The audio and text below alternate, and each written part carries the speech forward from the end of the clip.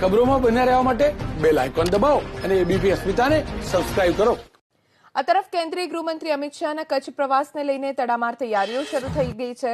આજે રાત્રે 10 વાગે અમિત શાહ ભુજ એરપોર્ટ પર પહોંચશે। ભુજ સર્કિટ હાઉસ પર અમિત શાહ રાત્રિ રોકાણ કરશે। આવતીકાલે સવારે ધોરડોમાં આયોજિત કાર્યક્રમમાં અમિત શાહ ઉપસ્થિત રહેશે। આવતીકાલે બપોરે 3:30 વાગે અમિત શાહ માતાના મઢમાં આશાપુરા માતાના દર્શન કરશે અને ત્યાંથી અમદાવાદ આવવા માટે રવાના થશે।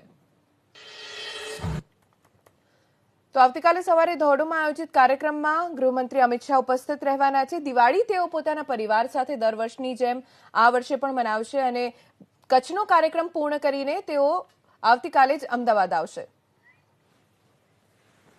ગૃહમંત્રી અમિત શાહ કચ્છની મુલાકાતે આવી રહ્યા છે।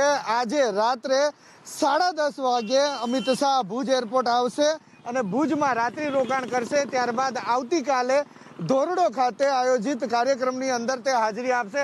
ભુજની અંદર અનેક જગ્યાએ આ પ્રકારના તેમનું સ્વાગત કરતા બેનર હોર્ડિંગ્સ લગાવવામાં આવ્યા છે। તો બીજી તરફ કેન્દ્રીય ગૃહમંત્રી આવતા હોય ત્યારે સુરક્ષાની દ્રષ્ટિએ પણ ચાપતો બંદોબસ્ત રાખવામાં આવતો હોય છે। ભુજ શહેરની અનેક જગ્યાએ પોલીસ બંદોબસ્ત રાખવામાં આવ્યો છે। જે પ્રમાણે દ્રશ્યોની અંદર આપ જુઓ છો તે સર્કિટ હાઉસની આસપાસના દ્રશ્યો છે। સર્કિટ હાઉસની સામેના દ્રશ્યો છે કે જ્યાં કેન્દ્રીય ગૃહમંત્રી અમિત શાહ રોકાવાના છે। રાત્રિ રોકાણ ભુજ સર્કિટ હાઉસ કરશે અને ત્યારબાદ તે આવતીકાલે ધોરડો જશે।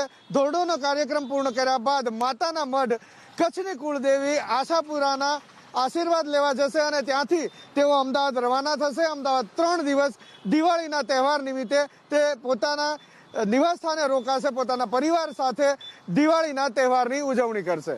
કેમેરામેન કમલેશ પટેલ સાથે હિરેન રાજગુરુ, એબીપી અસ્મિતા, ભુજ।